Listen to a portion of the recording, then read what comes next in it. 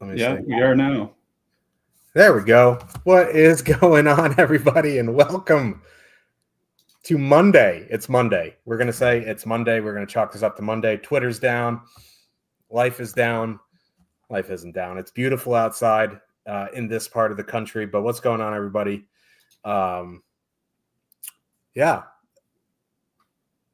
Hope you're enjoying some daylight savings. If you have kids, I know you're not enjoying it. If you stayed up late over the weekend, I know you're not enjoying it. But we have a 4-game slate today. We're still here anyway because we care about you, and that's why we're here. But here to break it down in his big red hat.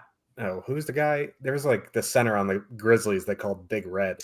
Forgot his name. It was Brian Big Country Reeves. Big Country, yeah. We're off to a bad start here, but joining me to break it down, Cliffy, what's going on? Not a whole lot. Yeah, interesting 4-gamer tonight. We were talking before the show. We're just kind of thankful it's not on. These games aren't tomorrow. There are some pretty lopsided matchups. Obviously, Edmonton going into Buffalo, Colorado at home to Chicago, which is a scene in and of itself. Fun day yesterday for your New York Rangers. Scored 2 goals shorthanded, pretty much back-to-back to make it a 3-3 game and then lose 7-3.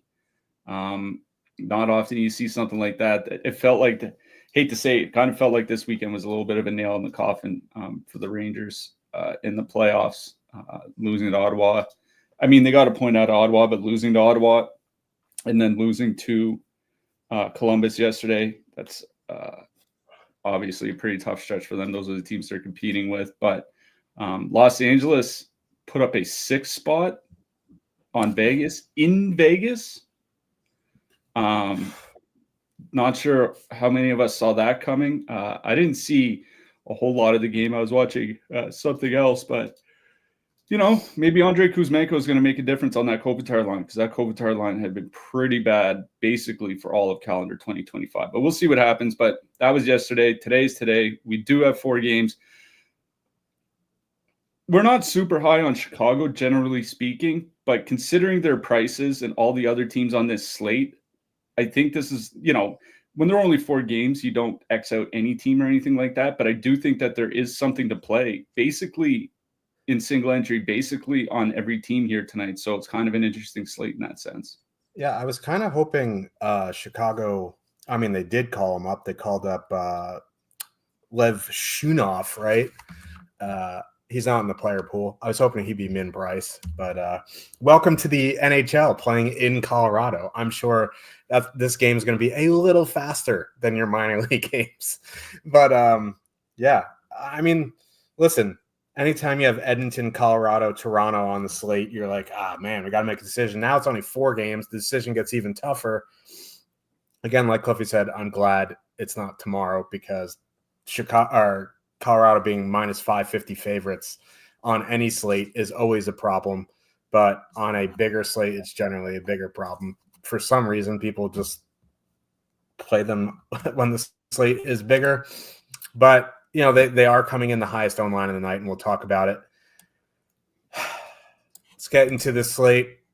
Before we do, again, thank you guys for hanging out. I know this isn't simulcast on Twitter right now because, Elon's off, creating a recession or whatever it is he's doing.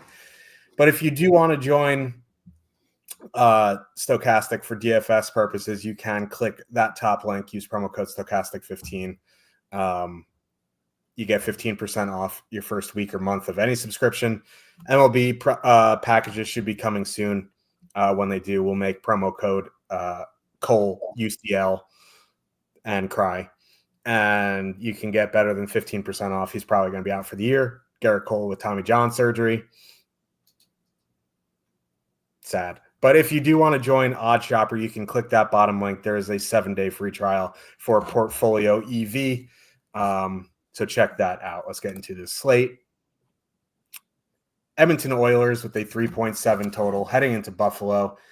The Sabres, 2.9 total. Jason Zucker's back. That's beneficial to the Sabres power play. But Let me pull these games up. I'm not prepared because it's still Monday and I'm an idiot. Edmonton going McDavid, Hyman, Nugent Hopkins, Draisaitl, Arvidsson, Podkolzin. That's really of note there. Buffalo going Thompson, Tuck. Is it Tuck? No. Yeah. No, it's Thompson, Norris, Peterka. Yeah, Thompson, Norris, Peterka. We have Tuck in the top stacks. And then it's Tuck, McLeod, Quinn. And then Tuck, McLeod, Zucker. Zucker's back tonight.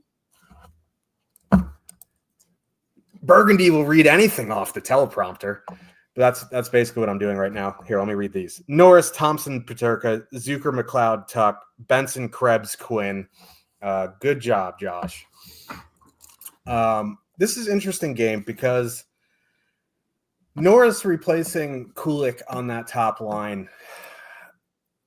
I think because they like Thompson and Peterka have played very well offensively together this season, regardless whether it's McLeod or Kulik up there.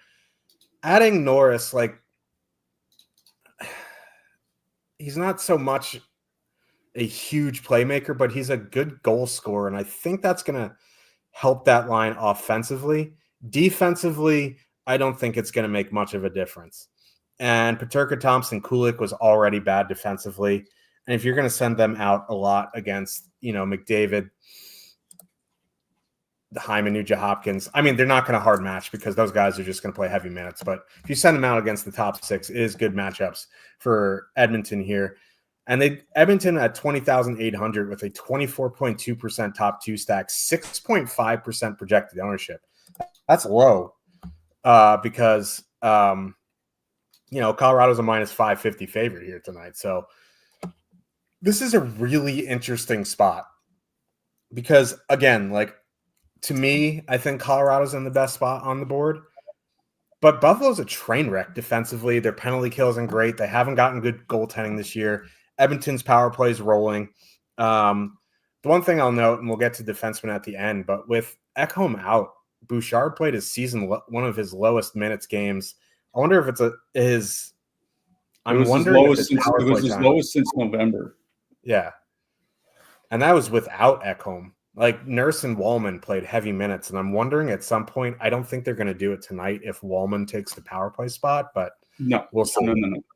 Man, they've had the best power play in the league for 3 months. They're not taking him off the power play. Yeah, but the issue on the power play at the beginning of the season was him just going bombs away. But yeah, it's just a thought in the back of my head. It won't be tonight for sure, and it probably won't happen. But I do really, really like Edmonton 1 here, especially at that ownership. A 4-game slate, you can get McDavid under 7%. That's bananas.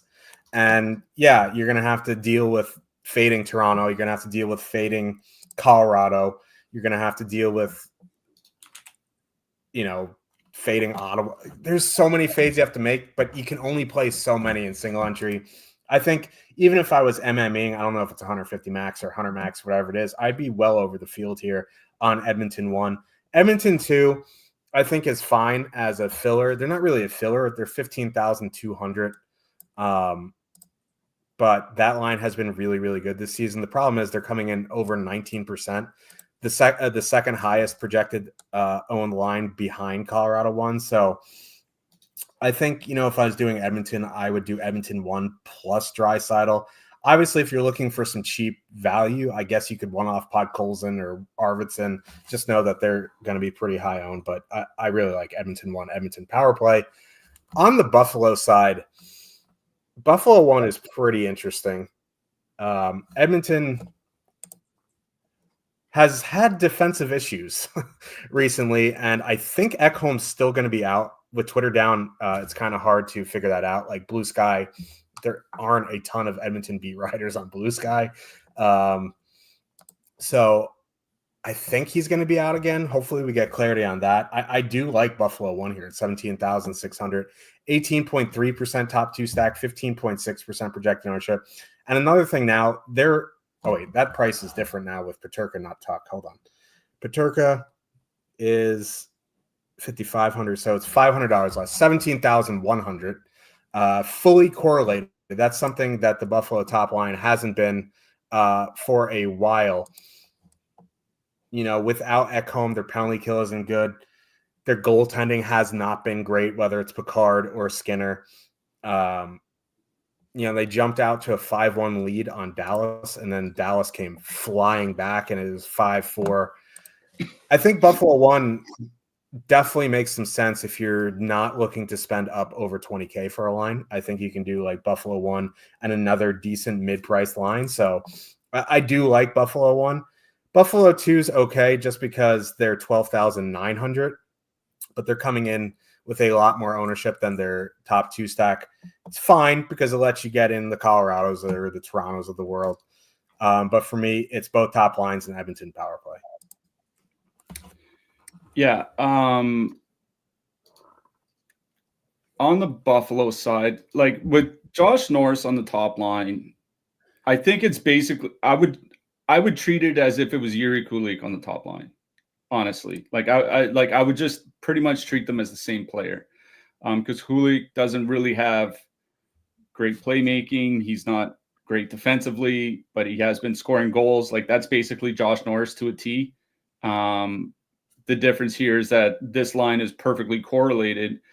As you mentioned, Thompson and Peterka, I was looking at their minutes this season without Alex Tuch. 3.1 expected goals, 68 shot attempts per 60 minutes. Like they've been really, really good. And, the power play, getting Jason Zucker back is fairly important. Now, obviously he's not on the top line. He's on the second line, but for power play purposes, Jason Zucker was a difference maker for Buffalo when they started using him on the top unit. Like at the very least, with Zucker there, it was like it was basically league average for a top power play unit.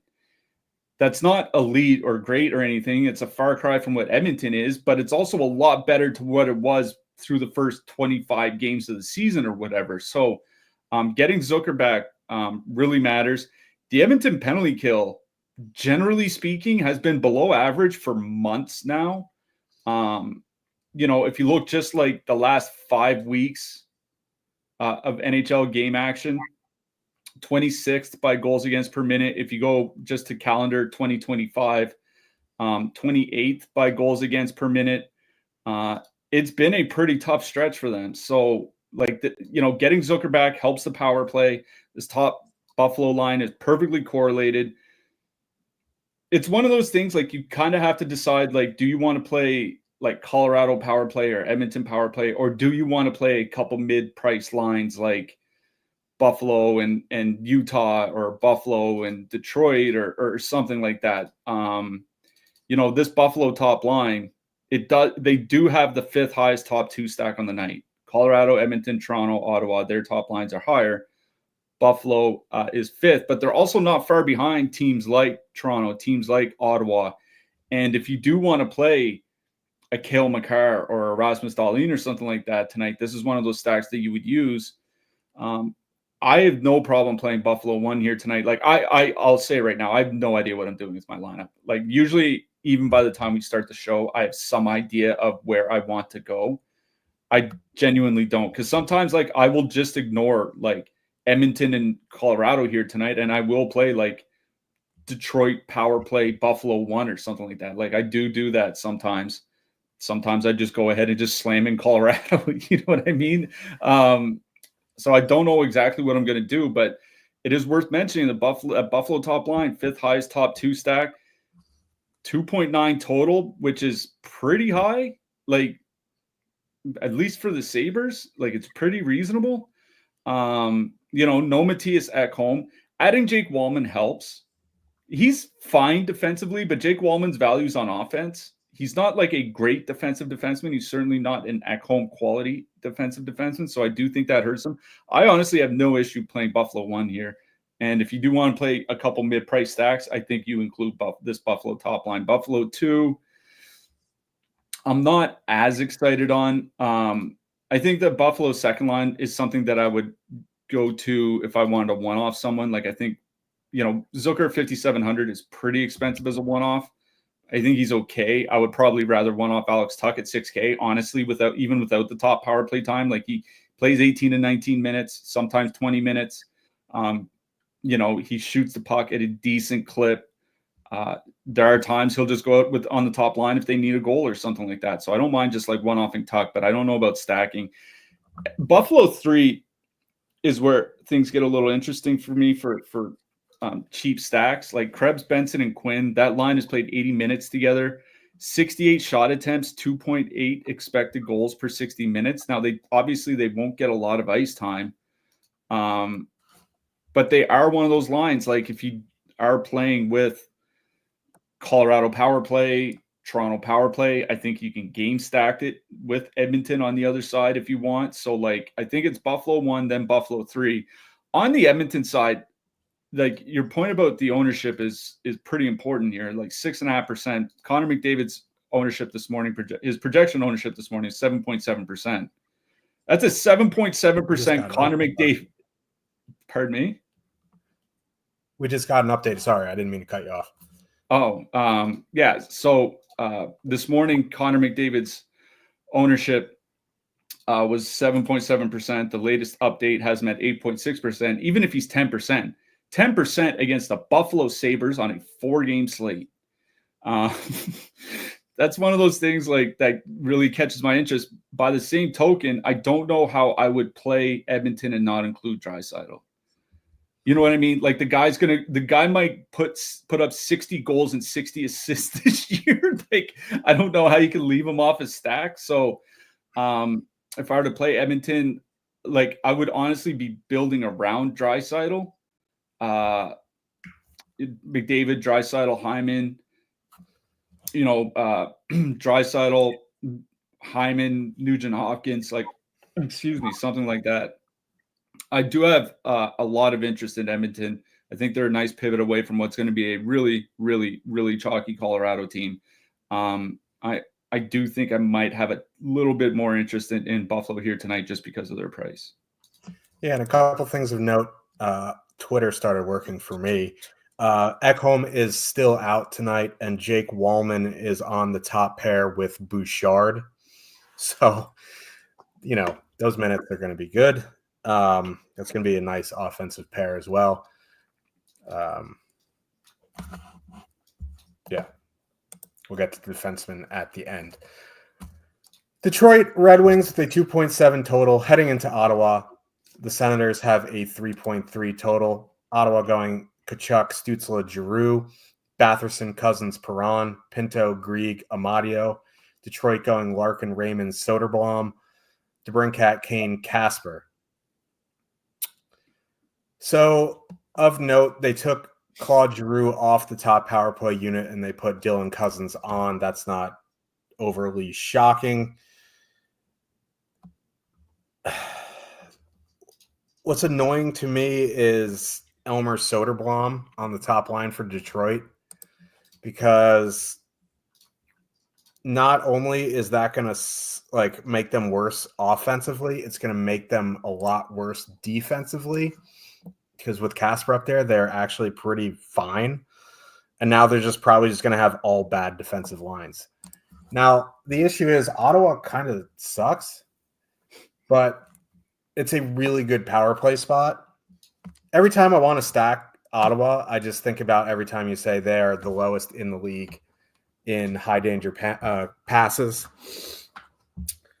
Yes, they came back and beat the Rangers over the weekend, but the Rangers are atrocious defensively without Fox.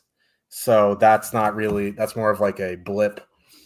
I mean, you didn't really need to say without Fox. You could have just stopped our atrocious defensively. Yeah. So, I don't mind Ottawa 1, but the thing is, right, they're 18,200. They're coming in at 12.6%, and they aren't generating anything at 5-on-5. It's hard for me to play Ottawa 1 at 18.2 when I can go play a fully correlated Buffalo 1 for $1,100 less, and against a penalty kill that's not great as well. So I don't particularly love Ottawa 1 here. Obviously, if you want to do some sort of power play stack, you build around Brady Tkachuk for sure. I just don't like this line as a full stack. Ottawa 2 is more interesting to me. Obviously, their sample, they've only played one game together, but Cousins and Batherson are on the top power play unit. Perron's kind of in that basket with Tanner Pearson and Brandon Saad. They are not the player they were a few years ago. It's somewhere in between Pearson and Saad, where like he doesn't have much left in the tank. But I don't mind it at 13,900 and 7.5% ownership. You can fit them. I think you can fit them with anybody except Colorado. So I don't mind that. And they're going to get middle six matchups of Detroit, and that's just abysmal. So I don't mind Cousins, Batherson, Perron at 13.9. If you want to turn into a power play stack, leave off Perron, add in Brady Tkachuk. I think that's fine. Pinto, Grieg, and Amadio, they've been all right together. There's almost no power play time, though, and that's the annoying thing, but they are only 11-2. They fit with everybody. They're going to see middle six matchups of the Wings. So, you know, a full line goal and a couple shots and a couple blocks, and you're chilling. You know what I mean? So I don't mind Ottawa 3 as a filler. I think my favorite line to full stack on Ottawa is Ottawa 2. I prefer an Ottawa power play stack. On the Detroit side, Larkin, Raymond, Soderblom is only 14K because Soderblom's 2,600. But like, Ottawa has generally been good defensively. Their penalty kill's all right. And Detroit's power play merchants. So, like, I get wanting to play Larkin, Raymond, Soderblom at 14K, but at 12.5% projected ownership, I'd rather save the $100 and just go down to Batherson, Cousins, Perron. Like, if you want to do some Detroit power play stacking, like, it's fine. That's more for me if I'm making 20 or more lineups. I don't think I will do some sort of Detroit power play stack in single entry. If you need a line for 14K, sure, they're a top line. You know, Larkin and Raymond will play their minutes. But again, I prefer Ottawa 2. Detroit 2 with Casper there is kind of interesting. But like for $700 more, I could just go play Buffalo 1. So Detroit's really in that MME basket for me. I think I prefer the Ottawa side, and I will consider them in all formats. Yeah, here's my issue with Ottawa, just generally speaking, is that they're, you know, saying Detroit's power play merchants is true. Ottawa's also pretty power play merchanty as well, right? Like, they just do not score at 5-on-5. You know, things have been better since the Four Nations break. And by better, I mean still below average, but, you know, not like bottom 3, bottom 5 in the NHL as they were over the first 50-some games of the season. It was their power play that brought them through. Now, the Detroit penalty kill is not good. Let's be clear about that. You know, over the last 5 weeks of NHL action, 10th most goals against per minute at 4-on-5. Going back to January 1st, 4th most goals against per minute. Just really struggling under Todd McClellan. You know, since the Four Nations break itself, 8th most goals against per minute. Like, whether you look at since they returned, whether you look at the last 5 weeks, or whether you go all the way back to January 1st, the Red Wings have been one of the worst penalty killing teams in the league. The problem is that they don't take penalties. If you go back again over the last 5 weeks, the Detroit Red Wings second fewest time shorthanded per game, and they are just slightly behind or ahead, how you want to look at it, Vegas. And I mean very slightly, like 1.6 times shorthanded per game. You know, Ottawa might only get 1 or 2 power play opportunities tonight. They're trying a new power play configuration with Dylan Cousins. Cousins got booted off the power play in Buffalo, and I think for very good reason. So will they be able to take advantage of that? Like, I don't know. And you're right about the top line. Like, the top line, 2.4 expected goals, 1.8, 1.9 actual goals per 60 at 5-on-5. They just do not generate any quality, and they're certainly not finishing. That's been the problem for Ottawa all season. So I don't have an issue playing Ottawa generally because while Detroit doesn't take a lot of penalties, Ottawa does draw a lot of power plays. I think they've drawn the most power plays in the league over the last 5 weeks. 7 weeks, including the Four Nations break. So, maybe Ottawa can sneak out like 3 power plays or something. They go 1 for 3, get an even strength goal. Stützle gets an empty netter, and you're fine. But I'm going to be honest. I think I would be in more on the Detroit side here. One, because Detroit also draws power plays, not anywhere close to Ottawa's level, but they're still around league average at doing it. The other is Ottawa takes a lot of penalties. Ottawa's at 3 times shorthanded per game over the last 5 weeks. It's the 6th most in the league and the most of any team on tonight's slate. So if you go back even further to January 1st, Ottawa's taken the most penalties in the league or given up the most power plays in the league. So Detroit might get 3 or 4 power plays here tonight. We know how good they've been. And the thing with the Ottawa penalty kill is like, it was fine. It was okay, maybe bordering on good. Josh Norris was also one of their best penalty killers, and they didn't replace him. Dylan Cousins is not, it's one of those things where they might try Cousins on the penalty kill, but he's not a penalty killing guy. They didn't bring in anybody to replace Josh Norris on the penalty kill. It's just giving more penalty kill minutes to the guys who weren't as good at it. So I do wonder if the Ottawa PK kind of suffers without Norris, though I imagine they'll be better at 5-on-5 without him, but Dylan Cousins is also pretty bad defensively at 5-on-5 too. So going to be honest, I think I'm in more on the Detroit side here, and it would be straight up just power play stacking. Larkin, Raymond, Kane, DeBrincat. Whether you use all 4 or you use 2 of the 4, 3 of the 4, whatever you want to do, I think this is going to end up a pretty good power play matchup for Detroit. There's not very much ownership, especially on like DeBrincat and Kane. They're reasonably priced. I think I would agree with you that I'd rather go play Buffalo. But if you look at the Detroit ownership on some of these guys, like, okay, Raymond 12.5%, Larkin 13.7%, but DeBrincat 5%, Patrick Kane 3%.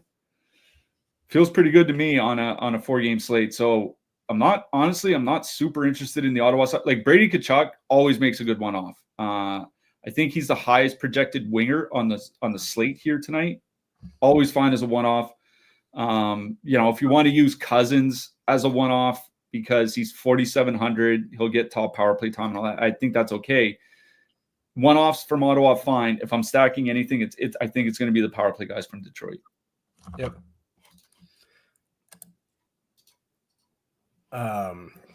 Chicago Blackhawks, they 2.2 total heading into Colorado.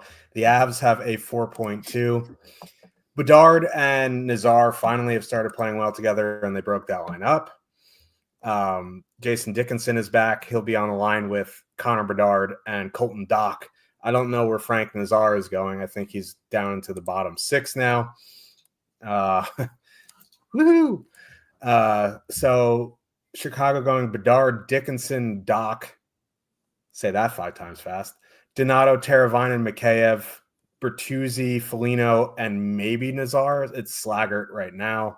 Or maybe the 4th line would be Veleno, Reichel, Nazar to play 9 minutes and try the flying V a few times or something. I don't know. Colorado going McKinnon, Netchus, Lehkonen, Nelson, Nishushkin, Drouin, Coyle, Colton, Kivi, Ranta. They took Jonathan Drouin off the top unit and put Brock Nelson on. So the top power play unit is now McKinnon, Netchus, Nelson, Nishushkin, Makar. Let's talk about it. McKinnon, Netchus, Lehkonen, 21,700 is $900 more than Edmonton won here tonight. They have a 43.7% top 2 stack, 21.7% projected ownership. Now, obviously, Lehkonen is not on the top unit anymore.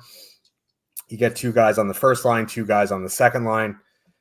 This is one of those situations where I'm a bit in a pickle because, one, it's an unbelievably good 5-on-5 matchup. So in that standpoint, I want to leave Lehkonen. It's not the best power play matchup. So at that point, I want to put in Nishushkin.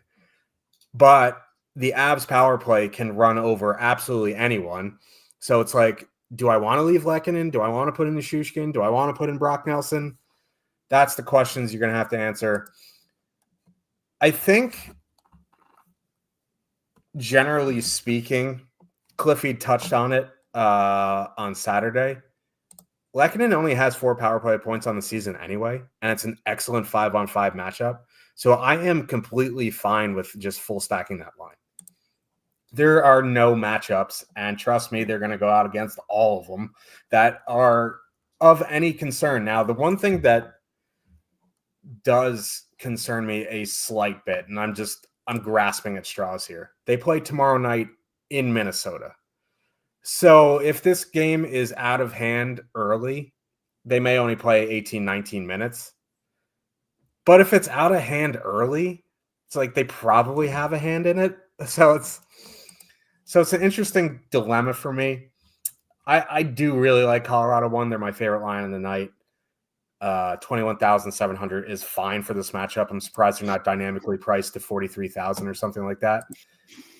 The second line is a tad interesting. Like Nichushkin and Drouin have played decent in a smaller sample. Adding Brock Nelson is going to help them offensively, but it's one of those situations that's like, why would I spend $17,000 on a Colorado line without McKinnon or Netchus? You know what I mean? So it's like, I guess you can do it. You really have to thread the needle for that to work out. So for me, it would be Colorado 1 or some sort of Colorado power play stack. I think, if you want to leave off Lehkonen and add Nichushkin, obviously perfectly fine because this power play can shred anybody. But I'm fine with a full Colorado 1 stack. I like Colorado 2 in a nutshell. It's just like kind of hard for me to spend 17-1 on a Colorado line and not somehow get McKinnon in there. You know what I mean? So it would be Colorado 1 for me. On the Chicago side, like Bedard with Dickinson and Colton Dock is just going to be absolute trash. If you want to one-off Bedard, that's fine. But for me, the only line of note, again, will be Donato, Teravainen, and Mikheyev. They're 13,100, coming in at 5.2% projected. Do I love them? No. Do I want to play them? No. But if I'm doing some sort of Edmonton power play stack, I don't mind like a Donato, Mikheyev 2-man, Donato, Teravainen 2-man, something like that, if you can fit them, you know what I mean? So it would be Chicago too. I will note, going back to Colorado real quick, like a Coyle Colton 2-man or Colton Kiviranta, they're cheap enough in a really good 5-on-5 matchup. You can get them in with Edmonton power play, Toronto power play, something like that. But this is a Colorado game. Yeah. Really unfortunate. I mean, I understand why they're bringing Jason Dickinson in to put him on the top line. It's because if you're going into Colorado and your top line is Colton Dock, Connor Bedard, Frank Nazar going up against McKinnon, Necas, and Lehkonen, like it would be like it'd be a murder on ice. So like I get wanting to add Dickinson for a defensive presence, and it's worth noting, Bedard and Dickinson have nearly 165 minutes together over the last 2 seasons. When they're on the ice together, Bedard's shot attempts against go down about 15%. Expected goals against have gone down considerably. Goals against have gone down considerably. Dickinson does make that line better defensively. It's just not going to be very good offensively. Like when they're on the ice, 43 shot attempts, 4 per 60 minutes. It's horrific. They're cheap enough, right? Like Bedard's 5,900. Dickinson he's in the pool. Okay. He was just on IR. Dickinson's at 2,600. So like, Doc's min price. You know what I mean? Like it's a pretty cheap stack. So you don't need a lot from them. But, I mentioned Buffalo depth earlier. There's some guys in the next game that we'll talk about that I think are worth some depth. Like I don't have a problem playing like a 2-man of like Doc Dickinson just because, or Bedard Dickinson, just because Bedard's going to play over 20 minutes. Him and Dickinson have at least been able to play somewhat borderline even hockey when they're on the ice together. Like Chicago Blackhawks adjusted borderline even. But I agree with you. I think it's the second line that's of interest to me, like the Teravainen, Mikheyev, Donato line. They're up to 60 minutes together, 53 shot attempts, 2.4 expected goals for, 2.3 against. Like they're actually carrying the play against the opposition. And maybe Colorado won't do this tonight, but on Saturday night, they fairly hard matched the McKinnon line up against the Matthews line. Now, obviously, Toronto's a much better team than Chicago is. I don't think they necessarily have to hard match, but if they do that, like Brock Nelson's value, it's kind of like Jake Wallman in Edmonton. His value's on offense. His value's not on defense, at least not at 5-on-5. Like, it's not that bad of a matchup for Donato, Teravainen, and Mikheyev. You can fit them in with like Edmonton 1 or something like that. And at 13,100, like 1 goal and you're okay. Obviously, once you get to 2 goals, then you're kind of laughing. So I think it's Donato, Teravainen, and Mikheyev that I would have interest in. I will keep in mind that Levshunov is running the second power play unit. The top power play unit has been utter garbage without Seth Jones on it this year, whether it was while he was injured or since he's been traded. So not great for them. But obviously, this is a Colorado game. The only issue with Colorado is what do you do with them? Because as you mentioned, McKinnon, Necas, top power play, Nichushkin, Nelson, top power play, 2 on different lines. McKinnon played over 25 minutes on Saturday night in a regulation game, and that was with Nelson and with Coyle in the lineup. Like these, I swear to God, these guys. They brought okay. They trade Rantanen for Necas and Drury. Because Necas can replace Rantanen, and then Drury gives them some depth. They get Nichushkin back. They trade for Brock Nelson. They trade for Charlie Coyle. And in the very first game, McKinnon still plays 25.5 minutes. He has to be one of the best conditioned athletes in sports. Like, it didn't get out of hand till late because they, I think it was a 4-4 game until the last 5 minutes, and then they got a power play goal and two empty netters. And I think that gives us an indication that if the game remains close, McKinnon will play McKinnon minutes. But I agree with you. Like, if this is 3-0 after the first period, he's probably going to play like 18, 19 minutes because they have a road back-to-back against an actual NHL team tomorrow, although Minnesota does have their share of injuries as well. Here's what I'll note is Valeri Nichushkin has 240 minutes this season without Nathan McKinnon on his line. So, like, you're talking like Casey Middlestat, Ross Colton, those types of things. 3.5 actual goals per 60 minutes at 5-on-5. 61 shot attempts per 60 minutes. Like, he's been pretty good even without Nathan McKinnon. I got to think he's going to have some good chemistry with Brock Nelson. So, like, I think this is a case where I don't have a problem playing Colorado too, because with Dickinson back and the Chicago penalty kill generally being okay, this is more about the 5-on-5 lines for me. Like, obviously Colorado 1 is the best line on the slate. Like, there's no question about it. That line is up to 4.3 goals per 60 minutes while shooting under 10% at 5-on-5. It is preposterous how much offense they're creating. They're the best line. But I don't have an issue playing Colorado 2 because for me, this is a game more about the even strength play than it is about the power play. But yeah, the Colorado top line is the best line on the night. The question is, we have them projected at 21.7%. I feel somewhat confident that in single entries, you're going to see them around 30%, if not higher. So you just got to decide whether you want to play 30+% own line, which is why I'm kind of interested in Colorado too. So obviously Colorado 1 they're the best line on the night and the best spot on the night. I think Colorado 2 should be garnering some consideration here just because they are coming in with 5% projected ownership, and I think that feels reasonable to me, where this is a matchup about 5-on-5 play and not about power play. Yeah. Obviously, their top line and Makar are the most important pieces to the team. But outside that, Valeri Nichushkin is like an integral part of the Colorado. Like, he is one of their most important players. So him healthy, they are a wagon.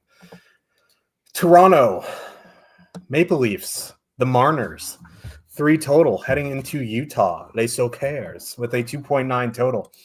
Toronto's top line price has been plummeting since they made them like 23,800 for some reason. Matthews, Marner, Nyes, Nylander, Tavares, McMahon, and then Lawton, Holmberg, Domi. That just screams offense. Utah going Keller, Schmaltz, Cooley, Genther, Hayton, McBain, Doan, Krause, or Kerfoot on the second line, McBain on the third line. I need to go to the eye doctor. Toronto one is under 20K here. 19,900. Now, Nyes is down to 5K. Marner's down to 6,500. How pissed is Mitch Marner right now? They asked him to waive his no trade for rant and trade. He's like, nah. I'm playing next to Matthews. We're going to take my first round exit, and then Daddy is going to go get me the biggest contract possible. But he is next to Matthews, and they have been historically a very good line. Now, it's not the best 5-on-5 matchup because Cooley, Schmaltz, Keller, 2.5 expected goals against, 1.6 actual. Utah, their defensive defensemen are all healthy. Vejmelka has been very good this season. The one thing I'll say is it is a good power play spot, and they are fully correlated. Now, Utah isn't taking the volume of penalties they were at the beginning of the season. It's still not great. So if you give this Toronto power play 3-4 opportunities, it's a pretty good spot for them. And under 19K and under 10% projected, I'm kind of interested here because like Edmonton and like McDavid, it's a 4-game slate and you can get Matthews under 10%. Excuse me. So like, I don't know, man.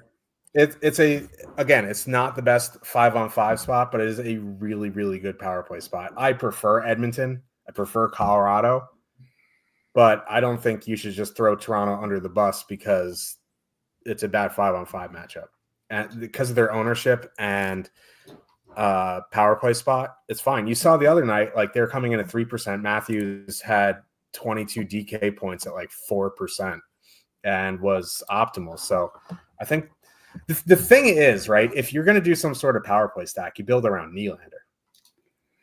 So it becomes a little bit more expensive. I think Matthews is a fine one-off, but I think, if you want to do something with Nylander, like power play, you go Matthews, Nylander, Marner, Matthews, Nylander, Nyes, Matthews, Nylander, Tavares, something like that. Again, I think Toronto one's fine, but if I'm going to do a power play stack, I'm adding in Nylander one way or the other. Toronto 2 at 16K with McMahon there is a little interesting because he is very much more offensive minded than Pontus Holmberg.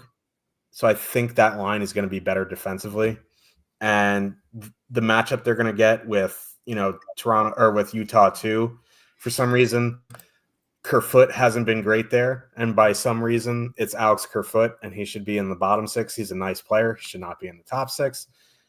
It is Kerfoot revenge night if you do live on Narrative Street. I don't mind Toronto 2 at 16K. Like when they were like 18-9 with Holmberg, that was just an absolute no. But with McMahon there and 16K, I think you can consider it. My favorite thing to do on the Leaf side is some sort of power play stack. And the two guys I would build around are Matthews and Nylander. On the Utah side, there's a couple lines of interest here. Toronto isn't very good defensively. They don't have a very good penalty kill. Stellaris has been good. That's the one saving grace. Because if they had average goaltending this season, they would be fighting for a playoff spot. So do you go Utah 1? Do you go Utah 2? Do you go Utah power play stack? I think I prefer Utah 1 here. Keller, Schmaltz, Cooley. Now, if you want to leave off Cooley and add in Hayton for more power play, that's fine. But again, just like Nylander, if I'm doing some sort of power play thing with Utah, I want Genther in there. So that kind of brings me to Utah 2 at 13-2. But they're coming in at 18.8% projected, third highest on the night, behind Edmonton 2 and Colorado 1. What you can do is leave off Kerfoot, add in Keller, make it a power play stack, and go about your day. So honestly, I think it is power play stacks on both sides that I like the best. And I will mention Utah 3 at 10,700. Their sample's getting larger. It's up over 80 minutes, 3.5 expected goals for, 5 actual. They're fully correlated on the second unit. They're 10,700. They're a line that I would play with Edmonton power play. They're a line I'd play with Colorado. So I don't think you should just throw them under the wayside here tonight. Yeah, on the Utah side, like if you're playing the Utah top six, I think you focus on the power play guys because this is a good power play matchup. And the power play has been good with Barrett Hayton. Like I've been kind of waiting for the other shoe to drop and this power play to go like 0 for 11 over 4 games or something like that. And then Logan Cooley gets moved back. Hasn't happened. And the underlying numbers on the power play are fine, like shot rates and expected goals and stuff. So I think what I would do is build around a Genter Hayton 2-man and add Keller or add Schmaltz or play all 4 or something like that. Like Utah is at 2.8 power plays per game over the last 5 weeks of action. It is the 5th most in the league, 2nd most in the slate, and they're just behind Buffalo, like just a fraction behind Buffalo. So they're drawing a fair amount of power plays. The Leafs don't take a ton of penalties, but they're about league average in taking penalties, and their penalty kill is not good. So this is a pretty good power play spot for Utah. You can play Genter, Hayton, and Keller or whatever. Pair them with another one of those mid-price lines that we've talked about, Colorado 2 or Buffalo 1 or Detroit power play, like something like that. If you don't want to go play what will be some really chalky Colorado top line or Edmonton top line stacks. So I really don't mind playing Utah power play here. It is a good matchup for them. I do wonder if Toronto doesn't get slightly better defensively with Boston's Brandon Carlo there now. I guess we'll have to see long term.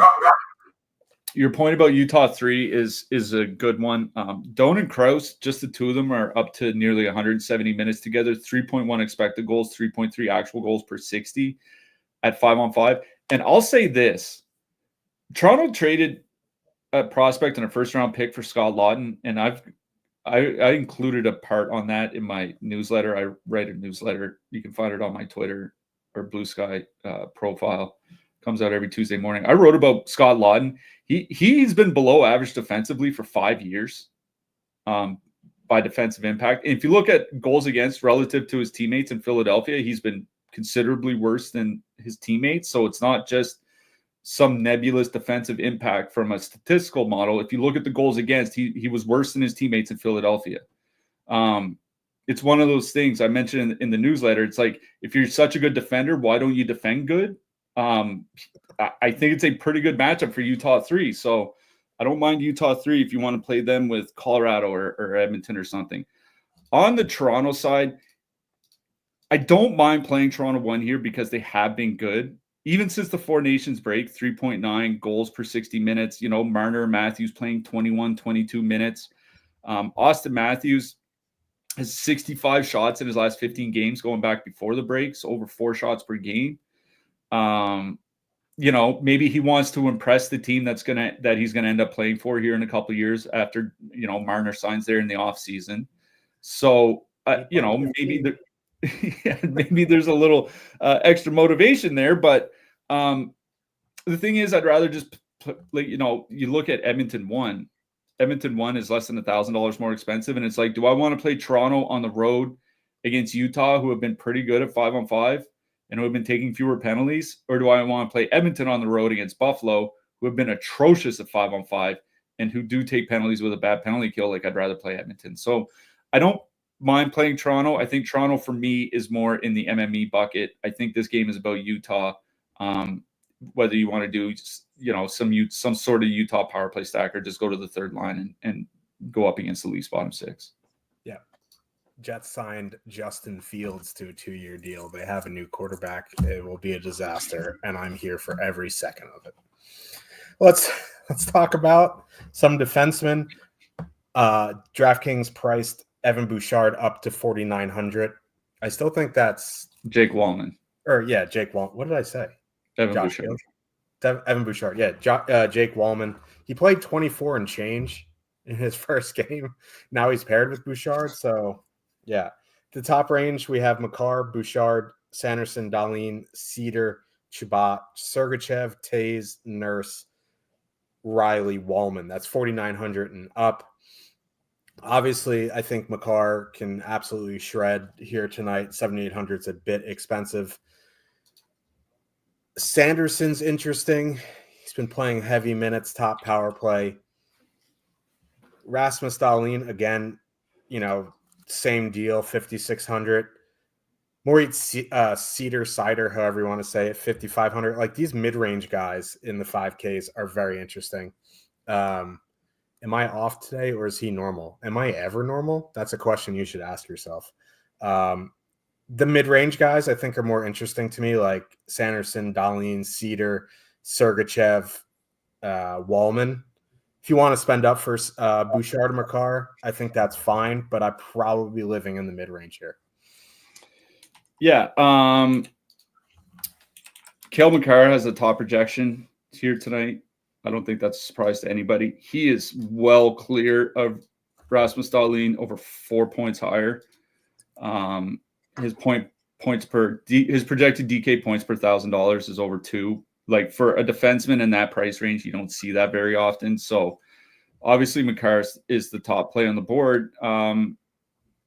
Perfectly fine with playing. And the problem is like, whether you're playing expensive Toronto or Colorado or Edmonton or whatever, it starts to get real expensive if you pair him with some of those lines. Bouchard at 6,200. I got to think his 18 and a half minutes was an aberration. I don't think they necessarily want to play him 25 minutes a night. But, if you don't want to play Bouchard, I would just go play Dahlin. He's cheaper, projected slightly higher, so obviously is a lot higher point per dollar value. I think I would say Bouchard for an Edmonton stack. I wouldn't just one-off him, where I would be actually perfectly fine just one-offing Makar or Dahlin. The mid-price range, you're right, is very interesting. Like Jake Wallman at 4,900. He's not getting top power play minutes in Edmonton. That obviously sucks, but at 4,900 for how often he shoots and blocks, and, considering the guys that he's playing with, I think it's perfectly fine. Sean Durzi as well. Like, I know he's not having a great year, but he's generally a productive player. And at 4,100, that seems pretty reasonable to me. If you want to go to Jake Sanderson, I think that's fine. I kind of like Cedar at 5,500. He's a shot and a block threat, and obviously top power play. I think it's a good power play spot for Detroit, so I don't mind Moritz either. There aren't a ton of cheap guys. Like Connor Murphy is fine. Nick Jensen wasn't at practice for Ottawa today. I didn't see, because Twitter crashed after the practice, so I didn't see anything further. But pardon me, assuming he's out, our boy the Zoob at 3,900, I think would make a lot of sense. Sam Girard for Colorado. If you need a min-price guy, Eric Johnson is in the lineup for Colorado. If they do spread out ice time, it's theoretical Eric Johnson could get like 18 minutes here tonight or something. He's also paired with Girard. Yeah, exactly. So he's, if they don't want to give a ton of minutes to the top guys, maybe Eric Johnson actually gets some decent ice time. For the cheap guys, Ian Cole, Wyatt Kaiser, Brandon Carlo, Eric Gustafson, I guess. But there's, aside from Cole and Kaiser, Del Mastro, maybe there's just not a ton down. Or is Kaiser scratched? I saw that they hadn't decided if they're going 12-6. Oh, it was Crevier that might be scratched. Crevier, yeah. Yeah, okay. So, yeah, Wyatt Kaiser, I think, is perfectly fine for under 3K. Yep. Let's talk about goalies. I'm not sure who's starting in Colorado because it was a back-to-back. One of the Woods will start. Yeah, they said Wedgwood, I'm pretty sure. Yeah. I don't have a ton of interest in Scott Wedgwood, but he does have some shutout equity. I think if I'm spending up for a goalie, it would be Ullmark at 8K. I'm okay with Woll at 7,900. I don't love it. Vmelka at 7,500. I think Talbot at 7,400 is fine. If you really want to get spicy, Spencer Knight, but like this goalie slate sucks. If you like a guy, you play him. Yeah. Mackenzie Blackwood is the top projected goalie, also has the top point per dollar value. Chicago has a 2.2 total. There's a lot of shutout equity. I have no problem playing him, but I think for me, it might be Joseph Woll at 7,900. Just save, that extra $500 when you're looking at all these expensive skaters on the board here tonight might actually come in handy. So I think Wool be the guy I go to. Also mention, I don't mind Allmark here. I think I'd rather play Talbot on the other side, just because like if the Ottawa power play can't get going with Dylan Cousins there, this is not a good scoring 5-on-5 team. So I think that could be a good night for Talbot. So I don't mind Cam Talbot. If you really want to ride the Lightning, Spencer Knight at 7K. I'm not doing it. I know. I just said you might need the extra $500. That's one of those situations where I would switch off a player just to move up to go play Cam Talbot instead. Yeah. I mean, I haven't decided what I'm doing yet. I don't think I'll get to Spencer Knight, but you can do worse for 7K. We will be back tomorrow. Tomorrow, Thursday, and Saturday for sure. Wednesday and Friday are question marks. Let's bring you wearing your Canadian tuxedo. Who you liking for your hat trick pick? Screw it. I'm going with Marco Kasper. Marco Kasper. That is a spicy meatball. I am going, just because we hate him, he's going to do it. Josh Norris. Of course. But we will be back tomorrow. Spencer's pissed. He can't say hello. But we will see you guys tomorrow. Good luck, everybody, tonight. And let's win the money. Good luck tonight, everyone.